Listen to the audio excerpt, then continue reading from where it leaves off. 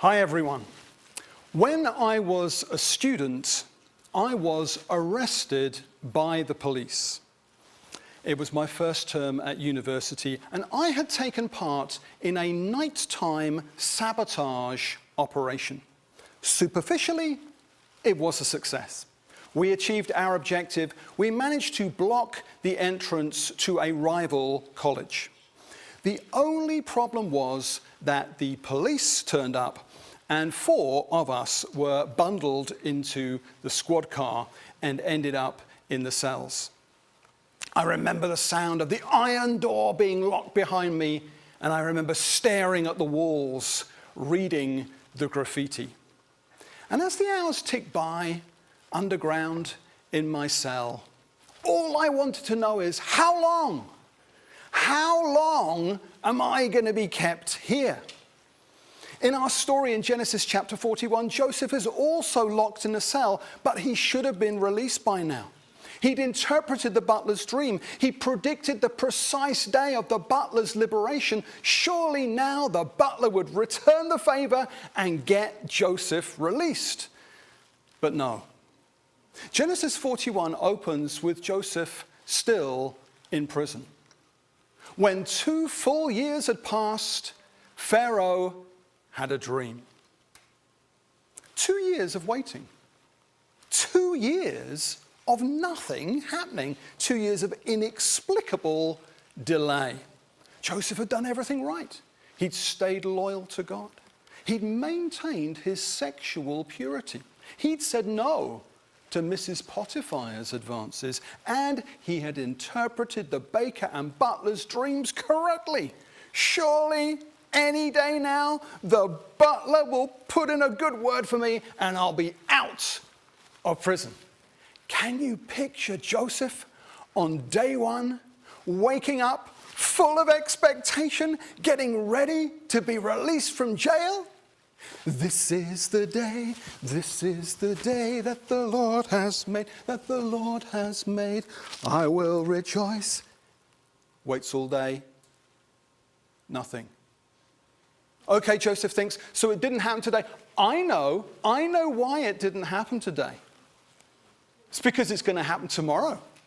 Then another day passes.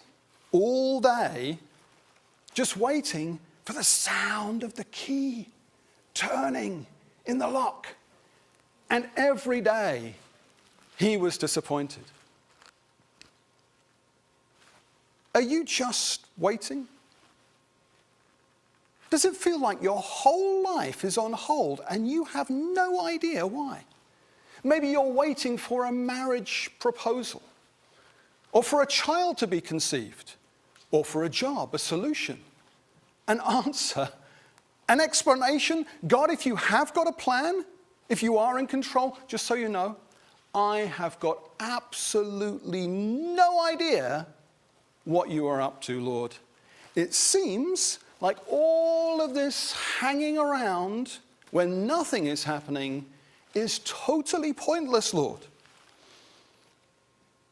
The title of this message is, When You Don't Get What You Want. This is week 6. I'll be speaking again next Sunday, and then some other friends from the Beacon Church will take the series on in what is going to be in total a 16-week series.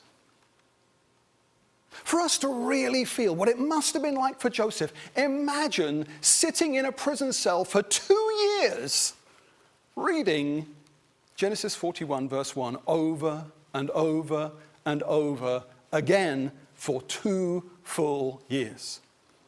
But then, one night elsewhere, over in the palace bedchamber, Pharaoh had a dream. And in the morning, his mind was troubled. So he sent for all the magicians and wise men of Egypt. Pharaoh told them his dreams, but no one could interpret them for him. Then the chief cupbearer said to Pharaoh, "Today I am reminded of my shortcomings. Pharaoh was once angry with his servants, and he imprisoned me and the chief baker in the house of the captain of the guard. Each of us had a dream the same night, and each dream had a meaning of its own. Now, a young Hebrew was there with us, a servant of the captain of the guard. We told him our dreams, and he interpreted them for us, giving each man the interpretation of his dream. And things turned out exactly as he interpreted them to us. I was restored to my position, and the other man was impaled. So Pharaoh sent for Joseph, and he was quickly brought from the dungeon. When he had shaved and changed his clothes, he came before Pharaoh. For Joseph, that day started just like any other. There was no indication that this day was going to be any different from the day before. But God knew that Joseph was now ready. From this moment on, for the rest of his life, we never hear a single word of resentment from the lips of Joseph. No animosity towards his brothers who sold him into slavery. No bitterness towards Potiphar's wife. And no rebuke for the cupbearer who'd forgotten him. As Joseph was getting washed and shaved, getting ready to stand before Pharaoh, Joseph had no idea that in just a few short hours, he would be prime minister of the most powerful nation on earth. By lunchtime, Joseph would be in a position to get even with all the people who'd hurt him. But Joseph never tried to get his own back on any of them. Because by the age of 30, Joseph had totally forgiven them all. Okay, great. What's all this got to do with me? Well, I want to mention 4 ways in which Joseph had been mistreated. And I'm mentioning these because some of these 4 things may have happened to you. Joseph had experienced, firstly, undeserved punishment from family. Secondly, unexpected restriction of circumstances. Thirdly, untrue accusations. And fourthly, unfair abandonment. In real life, if you've been through all that, you don't forgive all the people who've hurt you in the space of 25 minutes. It's a process. But when you've done it, even if it takes 13 years, like it did for Joseph, then the sky is the limit, as we are about to see. Pharaoh said to Joseph, I had a dream, and no one can interpret it, but I've heard it said of you that when you hear a dream, you can interpret it. I cannot do it, Joseph replied to Pharaoh, but God will give Pharaoh the answer he desires. Careful, Joseph. When you mentioned God before Potiphar and his wife, you got thrown in prison, remember? When you mentioned God before the cupbearer, you were totally forgotten for 2 years. Joseph, just leave God out of it? No. No. God was as real to Joseph as Pharaoh was. Can you visualize the scene? Pharaoh, the king, Joseph, the ex-shepherd. Pharaoh urban, Joseph rural. Pharaoh from the palace, Joseph from the prison. Pharaoh wearing gold chains, Joseph wearing bruises from his shackles. Pharaoh had his armies and his pyramids. Joseph had a borrowed robe and a foreign accent. Then Pharaoh said to Joseph, in my dream, I was standing on the bank of the Nile, when out of the river there came up 7 cows, fat and sleek, and they grazed among the reeds. After them, 7 other cows came up, scrawny and very ugly and lean. I'd never seen such ugly cows in all the land of Egypt. The lean, ugly cows ate up the 7 fat cows that came up first. But even after they ate them, no one could tell that they had done so. They looked just as ugly as before. Then I woke up. In my dream, I saw 7 ears of corn, full and good, growing on a single stalk. After them, 7 other ears, withered and thin and scorched by the east wind. The thin ears of corn swallowed up the 7 good ears. I told this to the magicians, but none of them could explain it to me. Then Joseph said to Pharaoh, the dreams of Pharaoh are one and the same. God has revealed to Pharaoh what he is about to do. The 7 good cows are 7 years, and the 7 good ears of corn are 7 years. It's one and the same dream. The 7 lean, ugly cows that came up afterwards are 7 years, and so are the 7 worthless ears of corn scorched by the east wind. They are 7 years of famine. It is just as I said to Pharaoh. God has shown Pharaoh what he's about to do. 7 years of great abundance are coming throughout the land of Egypt, but 7 years of famine will follow them. Then all the abundance in Egypt will be forgotten, and the famine will ravage the land. The abundance in the land will not be remembered because the famine that follows it will be so severe. The reason the dream was given to Pharaoh in 2 forms is because the matter has been firmly decided by God, and God will do it. And now, let Pharaoh look for a discerning and wise man and put him in charge of the land of Egypt. Let Pharaoh appoint commissioners over the land to take 1/5 of the harvest of Egypt during the 7 years of abundance. They should collect all the food of these good years that are coming and store up the grain under the authority of Pharaoh to be kept in the cities for food. This food should be held in reserve for the country to be used during the 7 years of famine that will come upon Egypt, so that the country may not be ruined by the famine. The plan seemed good to Pharaoh and to all his officials. So Pharaoh asked them, can we find anyone like this man, one in whom is the Spirit of God? And the old Joseph would have piped up at this point and said, Pharaoh, look no further. I'm the ideal candidate for the post of famine relief coordinator. In fact, I've got my CV right here, Pharaoh. I think you'll find that I'm the man of destiny that you need to be your prime minister. Pharaoh, I was always supposed to be in charge. It was all predicted in my dreams. Now, you've told me about your dreams, Pharaoh. Let me tell you, Pharaoh, about my dreams. That is what the old Joseph would have said. And if Jacob had been there, Jacob would definitely have tried to maneuver himself into the top job. Instead, this is another sublime moment, because here we see that Joseph has been so purified by the past 13 years of adversity that Joseph is no longer trying to make it happen. Joseph is no longer interested in himself.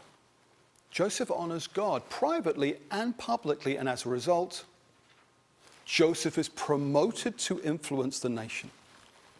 Now, does God still do this in secular Europe? Does God still do this? Well, who is the most influential Bible-believing Christian in Britain today? Easy, Her Majesty the Queen. Okay, that was a silly question. Let's try again. Who is the second most high-profile Bible-believing Christian in Britain today? Could be Dan Walker. Dan Walker is an evangelical Christian who presents the most watched breakfast TV show in the UK and the #1 football magazine programme, Football Focus. And he presents the BBC's American football show and sometimes Match of the Day. Dan was brought up in Sussex near Gatwick Airport in a Christian family. He became a Christian aged 13, and later he did a history degree at Sheffield University. Dan Walker wanted to become a teacher because he'd had a brilliant history teacher at Hazelwick School in Crawley. His dream job was to teach history and PE. So, towards the end of his final year at university, he applied for a PGCE, but he was rejected. He failed the interview. He was told that he was too immature to become a teacher. And he was so disappointed. When he was rejected, he said out loud to God, "Hold on a minute, Lord. I thought your plan for my life was teaching." By the way, the reason he failed the interview was because he was wearing red socks. He was told at the interview, "You strike me as the sort of teacher who'd get on really well with the kids, but you wouldn't teach them anything." Dan Walker replied, "What? You're deciding my future on the basis of the fact that I'm wearing red socks? Let me tell you why I'm wearing red socks. I'm wearing red socks because underneath my interview suit, I am wearing my red football kit because I'm going straight from this interview to play in an important match for Sheffield University." Now, to you and me, someone who's a potential PE teacher might well be switching between a suit and sports kit, but the interview panel thought differently. "You're too immature. Next." Maybe you're a Christian and like Dan Walker, what you thought was God's plan for your life has not worked out. Now you're in limbo. A bit like Joseph's unexplained 2 extra pointless years in prison. Maybe you've been rejected. And it feels like God's plan for my life seems to have been cancelled. Not really knowing what to do next, Dan Walker applied for a postgrad course in broadcast journalism. And while on this course, he entered a football commentary competition, which he won. And the prize was a day's work experience at Hallam FM, the local independent radio station. Hallam brought him back for 2 weeks, then offered him a job, and he ended up at the BBC. You say, "Well, that's nice." That's nice, but Adrian, I thought your Dan Walker story was supposed to be a sort of modern-day contemporary illustration of Joseph's promotion to Prime Minister, a promotion which is sort of inexplicable, which kind of defies explanation. Surely Dan Walker rose to the top because, I don't know, he turned out to be a really good sports journalist. Yes, that's true. But I've only told you half the story. The reason why it's so striking that Dan Walker would be the top sports journalist in our country is because he refuses to work on the Sabbath. From the start, 20 years ago, he said he wouldn't work on Sundays. To be a sports journalist who refuses to work on Sundays, that's like saying, "I want to be a lawyer, but I refuse to work Monday to Friday." Or, "I want to be a milkman, but I'm not available early mornings." In other words, it's not going to happen. Seeing as so much elite sport takes place on a Sunday, it is bizarre that someone who refuses to work Sundays could make it to the very top as a sports journalist. But Dan Walker has done exactly that. Maybe there's something else going on. Maybe there is some other force or power at work. As Joseph found out with his promotion, nothing is impossible with God. Then Pharaoh said to Joseph, "Since God has made all this known to you, there is no one so discerning and wise as you. You shall be in charge of my palace. And all my people are to submit to your orders. Only with respect to the throne will I be greater than you." So Pharaoh said to Joseph, "I hereby put you in charge of the whole land of Egypt." Then Pharaoh took his signet ring from his finger and put it on Joseph's finger. He dressed him in robes of fine linen and put a gold chain around his neck. He made him ride in a chariot as his second in command, and people shouted before him, "Make way!" Thus he put him in charge of the whole land of Egypt. But Joseph's plan for Joseph's life didn't involve Egypt at all. Joseph's plan was staying with Jacob in Canaan. Maybe everything within you wants to be in Israel. But today, you're not where you thought you'd be in life. I thought I'd be married by now. I thought my kids would be back on track by now. I thought I'd be out of rented by now. But you're not where you thought you'd be. You're in Egypt. And this living in Egypt thing is beginning to feel long-term. Feels like God is 750 miles away in Israel. Feels like God is not returning your calls. At the end of the day, we have to conclude that there was a reason why Joseph was in Egypt. God had a purpose for Joseph in Egypt. It was not the life that Joseph had wanted. Dan Walker wanted to teach history and PE. Joseph wanted to stay in Israel, hanging around the tents in his special robe. But that wasn't God's best plan for Joseph's life. Joseph had to lose that coat of many colors in order to save the world. Genesis 41 shows us that Joseph's life was all about other people. We have to face the possibility that your life is not about you. Or that if you are in the right place, that it's not yet the right time. You say, no, I don't need to wait any longer. I'm ready. I've been ready for years. I couldn't be more ready. Yes, but Pharaoh's not had his dream yet.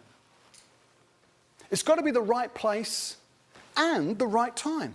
Yes, you've got your God-given gift, your gift of dream interpretation, and you are in the right place. But Pharaoh's not had his dream yet. What? What, my life is on hold because of what's going on with someone else? Maybe. Incredible as it may seem, the purpose of Joseph's life was all to do with someone else. Who? You. Yes, you. Because if Joseph had not interpreted Pharaoh's dream precisely when he did, then that famine would have taken everyone unawares. That famine was international. That famine was so severe that it would have wiped out Jacob's entire family. At the moment that famine struck, there were only 75 Jews living on the face of the earth. But without Joseph being prime minister in Egypt, they would all have starved to death. And if they're all dead, well, if they're all dead, there would be no Jewish descendants. No descendants, for example, of Judah. No descendants of Judah means no tribe of Judah. No tribe of Judah means no lion of the tribe of Judah. No Jews means no Jesus. Jesus would never have been born. Which means no forgiveness of sins for you or me. No salvation, no eternal life in heaven, no hope, and no future. Instead, because Joseph was detained against his will for those 2 extra years, Joseph was in the right place at the right time, and that's how come you know God. That's how come you can have your sins forgiven. That's how come you can have peace and joy, hope and a future with Jesus in the glory forever. It all hinged on those 2 extra years. Let's worship together. Let's thank God. Let's sing and celebrate. Jules is going to lead us. Over to you, Jules.